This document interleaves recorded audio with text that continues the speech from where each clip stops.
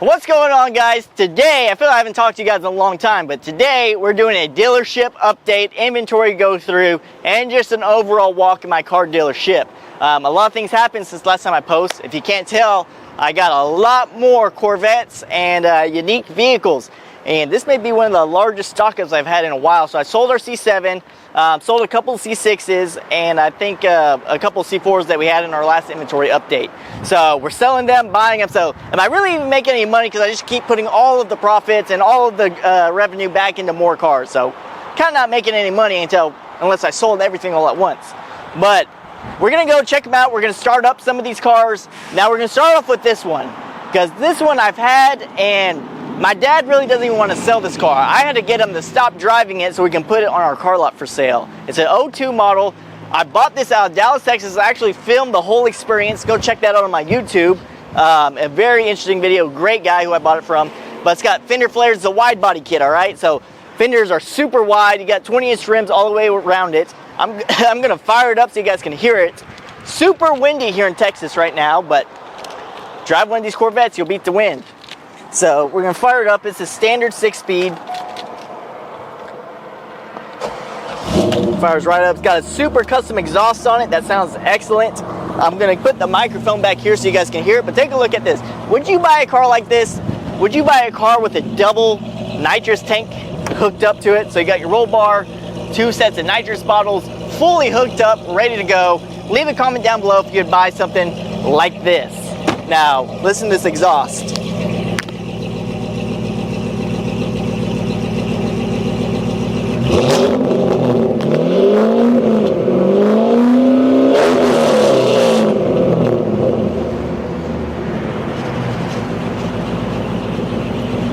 That's just insane, guys. I mean, it's extremely loud, and that's coming with all this wind and everything. But look how wide the fenders are. I want you guys to see that.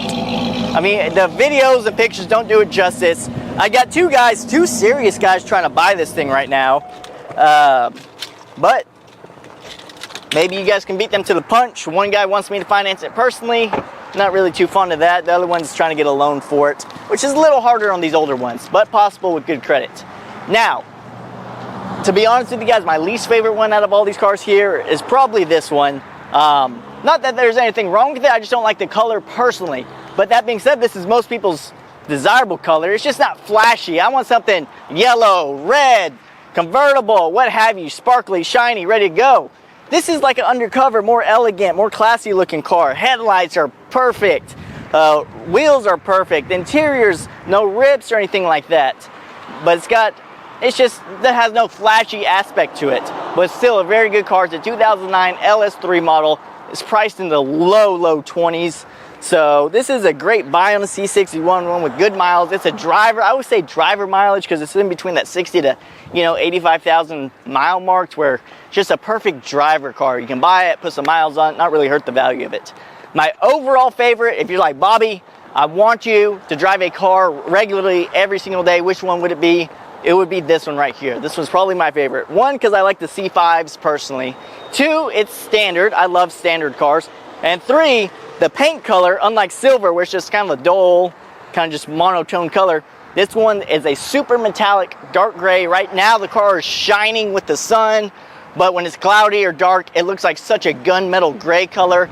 This has the selective ride control, heads-up display, and this is a love-hate car, because this car was a nightmare for me to get. I made a YouTube video about it, bought it from Dallas, took 2 months to get here, and then I had to service it all, and then some of the servicing went bad, so then I had to reservice it again. Right now, it's 100% ready to go. AC on both sides, ice cold, heads-up display working, seats working. It is just the smoothest shifting, clutch is great, suspension's excellent. I drive this car the most out of all of them. Now this one, I just picked up this car. This is a 2011 Corvette with 30,000 miles on it. Obviously convertible. I paid a ton of money for it, but I think it's one of the better deals on a low mileage car. Could be wrong, but who knows? I'm just gambling on these cars, right? I'm paying a lot of money for them and hoping I'm buying a little bit cheaper than what I can sell them for. But take a look at the interior. So it's got double heated seats. It's got the heads-up display. Like I said, 33,000 miles on it. Power convertible top.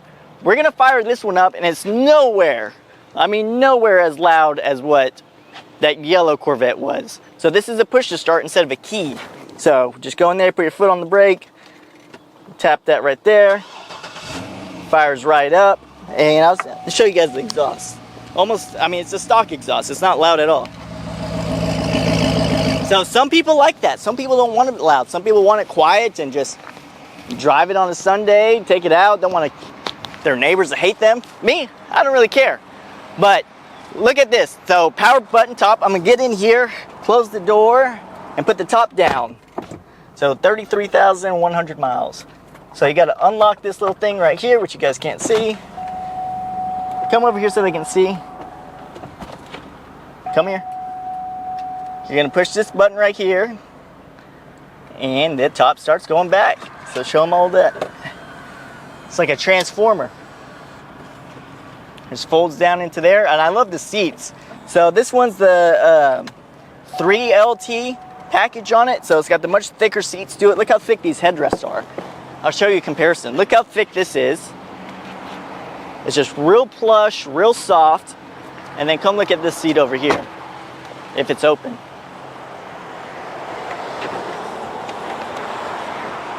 So take a look at the seat. And a lot skinnier, not as plush. So that's a difference in them. But beautiful car. No paint issues, no nothing. This car is ready to go. Now, probably a collector's item that's gonna be worth, or at least hold the value the longest, would be this puppy right here. I also made a YouTube video on this one. I found this in a storage unit. This is a 1993 40th anniversary, which 40th anniversaries is ruby red top, ruby red interior, and ruby red paint. It's got 46,000 original miles on it. I went front to back servicing everything because it's been sitting for like 2 or 3 years. A lot of maintenance to do. So if your cars are sitting, that's like the worst thing to do. You want to get them out, drive them, or at least turn them on. So this one's like a little bit less than 15 grand. This car is going to hold that, if not go higher, to where these days the car market's been falling a little bit steadily, just slowly and slowly chipping away at values. When you start getting the classics, they're pretty steady and always steadily inclining or staying the same. They hardly go down as long as you take care of it. And again, this car is super quiet. I forgot it was running, so I'm gonna turn it off real quick. You just push a button, car turns off. Then you got the Thunderbirds, which if you don't want to go fast and you had a little bit of a budget and didn't want something like that, you would want to jump into this because you got a small V8, you got a removable hardtop, and then you have a soft convertible top that is power, like that one right there. And by the way, look at that Corvette. My favorite thing on the C5, C6 models is the Corvette symbol in between the seats. And this one's cool because you got the Corvette stitched in the seat. So you got 3 Corvette symbols in there. Now look at this. This is a very unique car. You guys seen it in some of my videos. But this is just one of the coolest classic cars for the money. It's priced under $30,000. It's on consignment. I'm selling it for the guy. And I've negotiated to where it's under 30. He wanted 35,000 for it. Now it's just under 30 grand, and he's accepting offers. But it's got electronic fuel pump, so you don't even got to get in the car, and fires right up. Ice cold AC. We just fixed the whole AC of this car. New alternator. I mean, it's a perfect driver. Power steering, automatic, power brakes, ice cold AC, and sounds nice. Got a nice little rumble to it here. You can hear it. That's a lot of bang for the buck on this car right here. So we'll turn this one off. And then if you just needed like a cheaper little convertible, here's one right here, a little Pontiac Solstice, under $10,000. Standard. I didn't even know they made standard in those cars. But then we also got we got 2 car lots here, right? We have my sports cars, classics. There's my dad's Porsche 911 that the tarp's flying up, needs a whole paint job. Got my brother's Firebird over there, so don't ask me about that. It's not for sale. But that's a project car where, hey, look, I'm here for advice, guys. If you said, Bobby, should I buy a car already done or rebuild it? Buy one already done, because we got a ton of money in that Firebird. It's not worth nearly as much as what we got in it. So we got all the classic sports cars. We got my dad's 65 Mustang in there, which if you want one of the nicest Mustangs in the world, you want to check that one out on my website. Fully history restored car.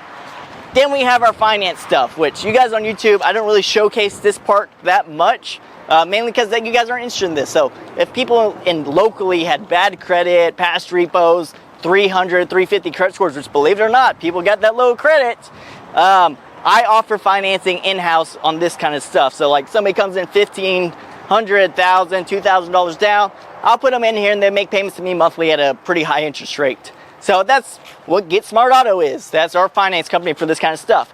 Now I'm going to show you the downside. Come look at this car right here. So these people have had this car for 11 months. They put, I don't know, $1,000, $1,200, whatever they put for down payment. I haven't broken even on the car yet. I think I still got like $3,000 in it as far as my money. They still owe me a ton of money, but look at it. It's wrecked. It's wrecked here. And they've been driving it without making their payments. And I think they're, what, 2 months behind? And we had to go find it, pay a repo guy, search for it. And look how I get the car back. Wrecked there, wrecked here. That's not even the worst part. Come around this side. And then as usual, we're the bad guys, right? We're the bad guys. But if I had a loan and I turned it back in like this, they'd be coming after me. Look at all this. Wrecked over there on that side.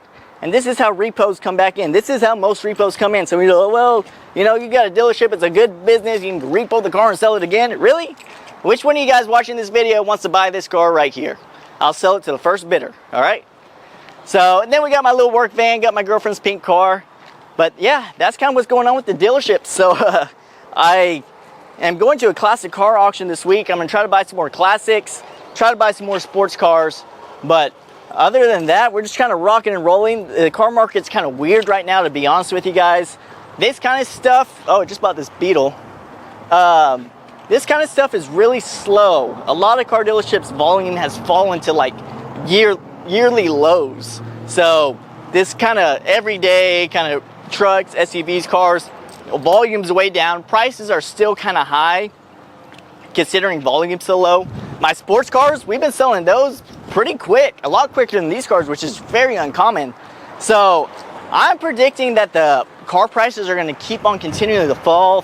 I don't think there's going to be a big drop in prices, but I think they're going to steadily go down.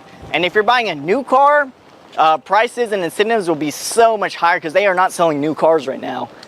So if you want a 23, 24 model, you could probably get a pretty good deal on it because they're just discounted so heavily just to try to sell the newer cars. But yeah, that's an inventory update. That's a market update. Hope you guys liked the video. If you're interested in one of these cars, let me know. If you're selling a car, let me know, because we are buying classics and sports cars right now, especially if you live here in Texas. But anywhere you're watching this video from, I can ship it from you to me and I'll get you a check. So send us some info on our website, message us on Instagram or Facebook, and look forward to doing some business with you. And make sure to like, subscribe, and share. Thank you guys for watching.